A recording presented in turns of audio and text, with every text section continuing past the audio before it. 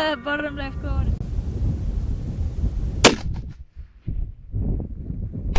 Oh, jumped up. Dust, and it jumped up, and now it's on the ground. Got him. And he went over. Oh, awesome. Wow. Okay, awesome. Okay. Okay. It is, isn't it?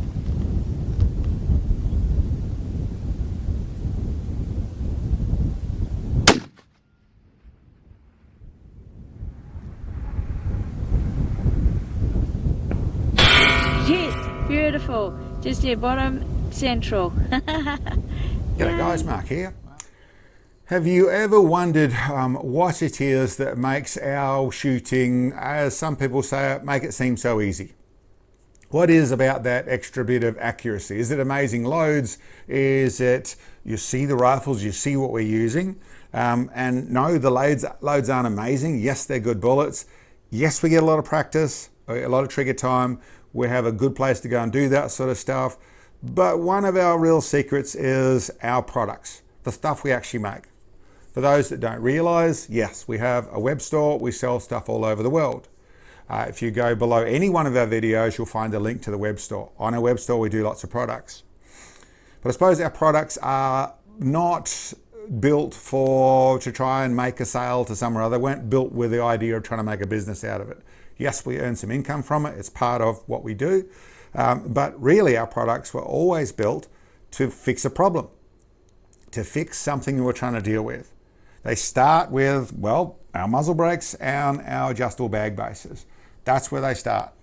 Started with, okay, what I found is the bag needs to be further off the ground. To be further off the ground, it's got to be stable. It needs a wider platform. And also found that actually trying to adjust things, it needs to be adjustable. It needs to where I can fine tune it. So I tried adjustable bag riders and bits and pieces down that road, made all those systems work, but really found the thing that worked best, that covered both those things, was a bag base. Something that's got a nice wide stance. It sits on the ground on 3 points, so it's stable on any area. And then it had adjustability. So this meant it easy to operate with your hand. It operated in a fashion that was very natural. And I can get into the details of the design. I've got videos about that, but that's where it came from. Made reasonably heavy, made in a fashion of stainless steel, aluminium, bits and pieces, and did that process to where I got it to work very well. Then found people who wanted to purchase it. That's why they're on the store. We have them in different sizes to be able to suit what people want. There's from low flat ones to skinnier ones to all sorts of stuff. Adjust side ones, left hand, right hands, and ones that don't need to have the left and right hand. I won't get more into the details of it, but it is definitely a key ingredient to accuracy and consistency of our shooting. Our muzzle brakes, same sort of process. I found there's some very good muzzle brakes out there that do a lot of great recoil retardation. I found most of them were blowing dust up around where I shoot, so dust on the ground and dirt off the ground was a big issue with the average good performing muzzle brake. I also found that the better performing muzzle brake, the more percussion I tended to get on my face. There was more of it. It was, to be honest, not something I was trying to design around to start off with, but the more I got into designing my own and building my own muzzle brakes, I found that, well, that's actually an issue. You've got to be careful with that, and understood how to engineer around it. So what looks, these simple, quite wide muzzle brakes are designed with that exactly in mind. Keeping the dust up, being decent. They're not trying to be the absolute best in the recoil retardation, because we found that's only part of the equation. They're trying to be the best overall, and that's exactly what they can end up with. They put a lot more of the gases and the noise directly to the side rather than down or up. And then they basically give you, I wouldn't call it a cone of silence, but you certainly are protected from all percussion in the immediate zone of shooter and spotter. Not so much for the neighbor, because that's where it puts the percussion, but very, very good for the way we use it. I've now designed, I have a whole range of those in 3-port and 4-port and 5-port and 6-port. I've now we sell these blank muzzle brakes that you can machine up. They're basically semi-finished. The hard bit of the machining, getting those big sideways slots, is done. all the pretty simple machining is able to happen. So you can buy them, get your gunsmith to internally thread them to whatever you've got, fit them up to your barrel, make them perfect. Really great for the bull barrel sort of things, and a very nice, efficient muzzle brake. But that's the story of that. That's where that comes from. And really, all our products come into that place. From a range of bag riders, where we have from angle buttstop bag riders to swing stud bag riders to the universal ones. These ones actually bolt on most things, and we have some stuff for the MDT. Some of them in aluminium, so that's what they're generally made in, or we get the full steel ones, which actually give you a nice balance point. So you get a nice heavy steel one on the back there to balance up a heavy barrel on the front. It is some extra weight, but it's actually about balance is what we're doing there. But there's a simple way to bolt on a bit of weight. In a bag rider that always are about a nice round section, so they actually fit snug into a bag and they actually give you a nice bit of control out of things.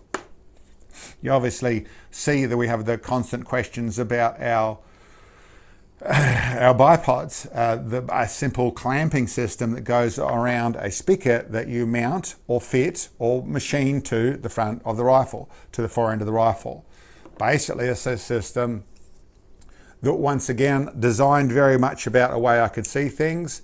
This is basically what it is. They use Atlas or Akutac legs to go in there. We have a couple of different systems. With these, the design, once again, quite simple. I wanted something that gives us real stability and wanted to have something, there's a fair bit to the design, but that's basically how they look, from something that can tuck away completely to something that actually has a nice little rock to it, designed into it, so there's a nice little rock to it to get the balance and flow one of a bipod. But I suppose it's a story that goes into across everything. It's how to remove the inconsistencies and the things that go wrong. That's what I actually found from our adjustable bag base right at the beginning of things, where either the bag's moving around because they're not got the stable grip on the ground, or the adjustability with trying to adjust it and finding some inconsistency in that place, a packed bag being the absolute most consistent way to shoot. This answered it. From a muzzle brake that's throwing dirt around the place to being a punch in the face, these fixed it. From a bipod system that you've got to keep an eye on, you can't, or it'll move a little bit because they can do it because of the lockup system. This lockup is 100 times stronger when you use it that fashion. Even the likes of, you look on here, there's bipod feet. I designed bipod feet for the Atlas, which actually give us a little bit of extension, which is a little bit of fixing the fact that we've lowered the center of gravity of the rifle. To do that, we've raised the pivot point of the legs, which then we lose a little bit of height. Well, these give you height back, but the big feature is the solid metal bottom on them. That means that there's no bounce in the rubber, more consistent. That ties in with a good mat. Exactly the same thing. We've bought decent mats, we've had decent shooting mats, all a bit more about being a bit squishy and soft, not really required in the fashion if you're on the job of shooting. These are much more about being multi-layer canvas, so pretty solid, but they still protect you from the dirt. But they also have a little bump on the front of them where your bipod feet, these or other ones, can tie into. So you don't have the occasional bipod foot that's moving around, wriggling around when you're trying to find your preload. And I can go on about a number of things on the website where we've actually built things to fix problems. The likes of with the Night Force wedge, designed up threads, complicatedly built up thread systems to be able to mount it to the front of your scope for actually answering that problem, to be able to use a very good product. And I suppose a lot of our products are like that. They are, yes, you can buy this, that's great, but how do you use it here, or this problem with it over here? That's really where our focus has been, in the way of building things that you can't get, but removing inconsistencies, which comes back to why our rifles shoot like they do. Why is it like that? Yes, you got to get your ammunition, your loading, it's got to be done right. I'm not that, don't go that far with it. There's some consistencies I put into it, but I don't get carried away. The big detail is all the other problems are missing. All the other inconsistencies and bits and pieces that go wrong are missing. So that's actually one of our secrets. That's not a very unwell kept secret, but that's one of our secrets. And it is why we built this equipment. It was to fix our problems, and we're very happy to share it with you. So anyway, below any of our videos, you'll find a link to my Shopify wedge store. And on there, it goes through all these products. There's a lot more that I haven't listed, but that's the basics of it, and that's where the idea comes from. That's what it's been all about. And for wondering how we make them, we have a couple of CNC shops that do our machining for us. I design it, I draw it all up, I machine some, then I send off a model, they go through and build the thing I want. We use a laser cutting place that does our laser cutting. We get it down here, I bend it, weld it, do that sort of stuff, do the full assembly, I do all the finishing and the Cerakote. I do it myself with Sam's help.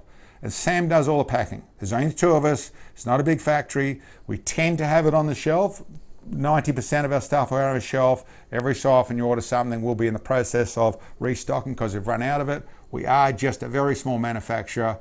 We do earn a bit from this. It's not a lot. There's not a lot of profit in this process, but very happy to share it. And I really wanted to share with you, if you didn't know, yes, we do that sort of stuff. We ship all over the world.